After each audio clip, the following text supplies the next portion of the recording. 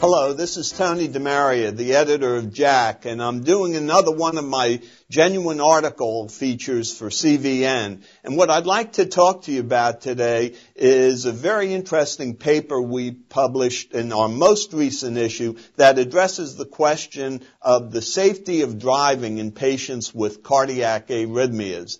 Now, this is an issue for all of us on almost a daily basis. We have patients who are at risk for serious arrhythmias, and the question is, how safe are they to be behind the wheel of an automobile? And one of the ways to answer that question came from monitoring patients with ICDs, cardiac defibrillators. And in fact, the study we published in JACC is called the TOVA study, the Triggers of Ventricular Arrhythmias in Association with Driving. And this was a multi-center study. There were actually 31 centers involved with this. And because there were so many centers, they were able to gather data on over 1,000 patients in whom ICDs had been placed.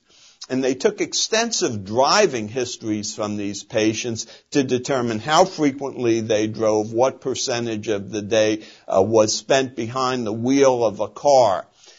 And specifically, of course, what they did was they tracked these patients over a period of just under 2 years and were specifically interested in what the patients were doing just prior to any ICD firing. And there were, of course, a large number, over 400 firings, of which about 200 could be traced specifically to serious ventricular arrhythmias, ventricular tachycardia, or ventricular fibrillation. And so the question then in the TOVA study was whether or not these VT-VF firings were related to driving an automobile. And there's reason to believe that it should be, of course. Driving is stressful. Here in San Diego, driving can be harrowing. That's true of many large cities. And there are multiple pollutants in the air and whatnot. So it's an arrhythmogenic environment. Well, the findings of this study were really very interesting. In fact, the risk of having an ICD firing due to VT or ventricular fibrillation was about twice as great in the period after driving a car, not in the period of driving a car. So for the first 30 minutes or the first hour or so, patients with ICDs were at about twice the risk of having a VT or VF episode, but the overall absolute incidence of episodes was really quite small, 1 in 25,000.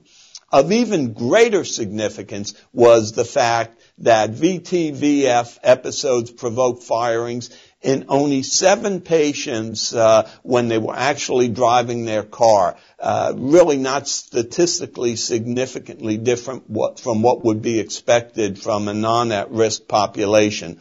So the bottom line here is very, very reassuring. In patients at the highest risk of serious ventricular arrhythmias, driving appears to be a very safe activity, and at the moment these data strongly support the existing guidelines that patients with ICDs be allowed to resume driving as soon as their ICD implantation is fully healed.